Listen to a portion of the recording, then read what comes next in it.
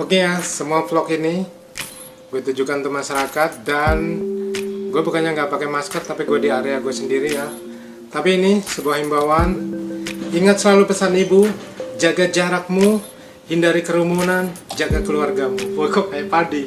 Oke ya, tetap semangat dan jangan lupakan protokol kesehatan. Jika kalian di tempat-tempat yang potensial untuk tertular corona, selalu cuci tangan pakai sabun, jaga jarakmu, pakai maskermu, hindari kerumunan, jaga keluargamu. Ingat selalu pesan ibu, jaga jarakmu, hindari kerumunan, jaga keluargamu. Oke, ya kita sama-sama bahu-membahu dalam memutus mata rantai penyebaran corona dengan mengikuti dan mentaati protokol kesehatan. Bye-bye.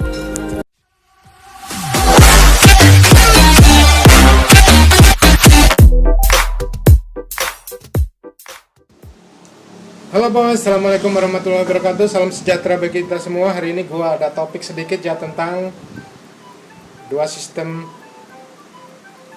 fakta daripada sebuah pengobatan. Oke, dua sistem fakta dari sebuah pengobatan itu boy, ada dua ya. Walaupun memang perlu penjelasan lebih detail, tapi gua mau jelaskan secara awam ya. Jadi ketika seseorang memberi sugesti kepada orang lain, itu seperti si A minum ini sembuh karena ini, dia progresnya ada karena ini. Itu ada dua pengalaman pengobatan yang bisa diterima dengan akal sehat. Bisa kita kelompokkan juga. Contoh, oke, kita kelompokkan ada dua macam, yaitu pertama secara klinis, kedua secara empiris. Oke, pertama secara klinis ya. Kalau secara klinis ini mudahnya supaya orang awam, dan gue juga awam sih boy, bukan gue orang pinter ya, di atas langit ada langit, satu guru satu ilmu, lebih banyak orang yang punya ilmu, tapi penjelasan gue ini buat gue sendiri dan buat orang yang mau mengerti ya. Kalau klinis, mudahnya ngomong, klinis itu adalah sesuatu yang sudah diujikan oleh akademisi, dibuat jurnal, ada pertanggungjawabannya, diimplementasikan dan tingkat keberhasilannya bisa dibukukan. Itu klinis, mudahnya ngomong. Kita ambil contoh nih, adalah pengobatan medis. Dia menggunakan sistem klinis penilaiannya. Jadi obat-obatan yang mereka produksi itu gini, contoh nih, penisilin ditemukan, diujikan dari 1000 orang, ternyata tingkat kesembuhannya 80-90%. Nah, dibukukan, ada jurnalnya, diterima, diaplikasikan lagi, ada hasil yang sama. Secara klinis, diakui oleh negara, ada institusi yang bertanggung jawab. Terus kemudian ada yang dipakai lah di semua metode pengobatan yang saat ini ada adalah cara klinis. Jadi ketika waktu itu ada YouTuber si A mengatakan dia Profesor A katanya menemukan obat corona, gak semudah itu akan diterima oleh masyarakat umum dan dipertanggungjawabkan. Itu perlu uji klinis, perlu penerapan secara klinis. Oke.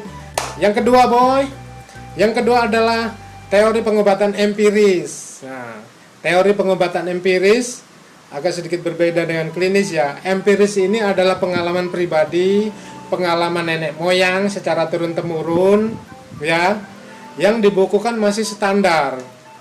Bukan masih standar itu baru mungkin sebatas lisan, baru sebatas catatan lontar. Betul enggak ya? Baru belum secara klinis lah intinya. Kalau klinis tadi lebih bisa diterima di ini karena ada jurnal segala macam. Kalau empiris, pengalaman nenek moyang, pengalaman dari A ke B ke C secara pribadi, yang mana sudah ada turun-temurun di masyarakat. Nah, empiris ini harusnya profesor yang waktu itu katanya nemuin, ternyata dia bukan profesor boy, karena julukan aja. Waktu itu YouTuber sempat ada sedikit ganjelan, itu sebenarnya dia harusnya membawakan masalah itu secara empiris, pengalaman dia gitu. Tapi kalau dia membukukan, terus kemudian membuat jurnal, menggandeng akademisi, dalam hal ini seperti universitas atau pakar atau apa-apa, nah bisa dipertanggungjawabkan secara klinis, melibatkan institusi, baru itu.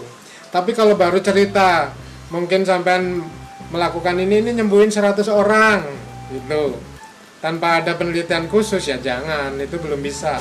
Itu baru sebatas empiris. Artinya ketika kalian menganjurkan, sifatnya dia hanya sebagai himbauan atau anjuran gitu.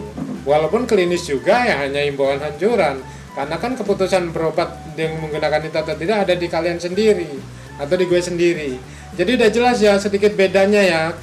Kalau klinis ini dia ada institusi terbukukan, diuji praktekan dengan beberapa audien yang independen tanpa mempengaruhi, didapatkan hasil dengan 80-90% keberhasilan klinis.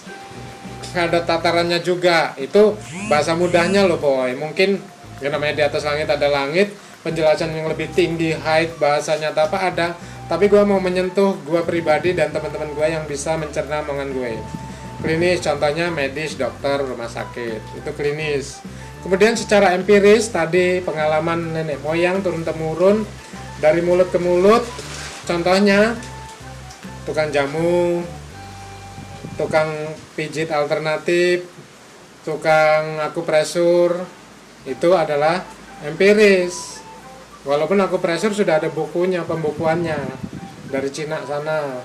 Akupuntur juga seperti itu. Artinya tadi seperti si A minum kunyit putih, kanker hilang. Nah itu baru secara empiris. Kalau belum muncul jurnalnya, sudah muncul jurnalnya dibuat bentuk apa yang memang bisa dipertanggungjawabkan, baru dia akan masuk ranah klinis nantinya.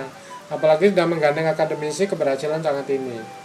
Ya sekali lagi jangan sampai dipelintir omongan saya hanya memudahkan orang dalam menerima informasi kesehatan, karena saat ini banyak sekali orang ngomong saya minum ini berhasil, padahal baru diujikan ke saya pribadi, bahasanya gitu.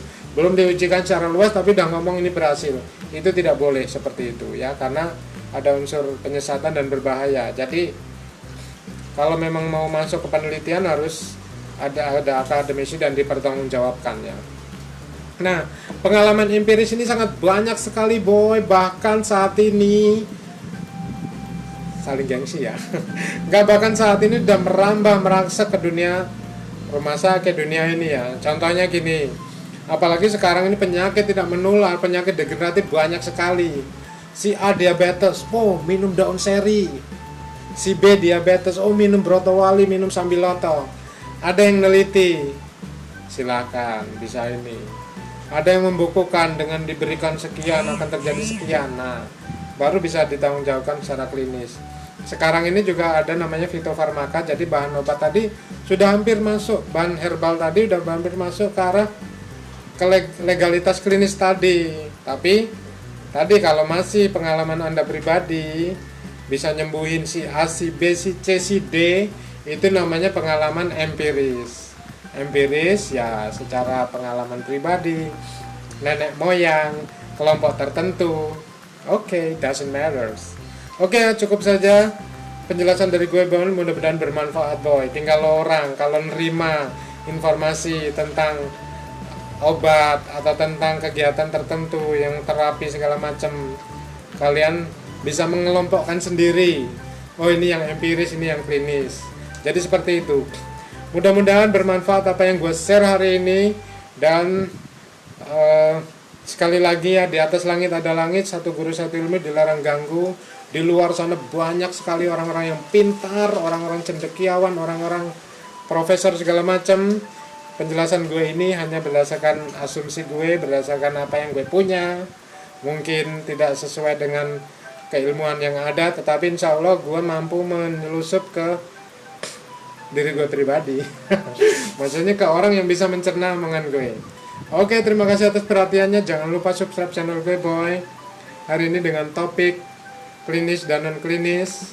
Tadi gue udah bikin yang tentang masalah obat herbal tadi ya. Mudah-mudahan ada manfaatnya ya. Tetap semangat di channel gue boy. Oh iya, gue kebetulan waktu itu dilatih akupresur oleh Direktorat Bidang Kesehatan Jakarta waktu itu boy, saya lupa 2020. Ada dokter Cinanya ya yang ngajarin, kebetulan Cina ya udah Indonesia lah pasti ya. Tapi ini gue mau ngelenceng sedikit ya. Waktu itu gue nonton film Rumble in the Bronx.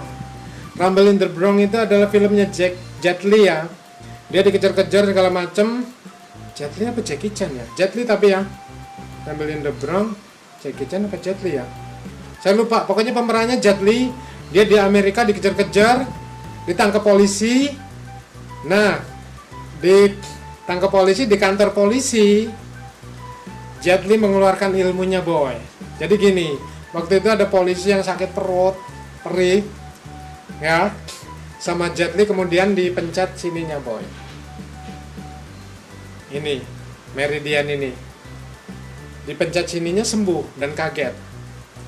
Nah, itu adalah akupresur untuk ngobatin sakit mah, nyeri ulu hati, dan gangguan cerna. Ini juga relaksasi karena ini hampir seperti dexamethasone ya. Di setiap kombinasi akupresur ini ada nih.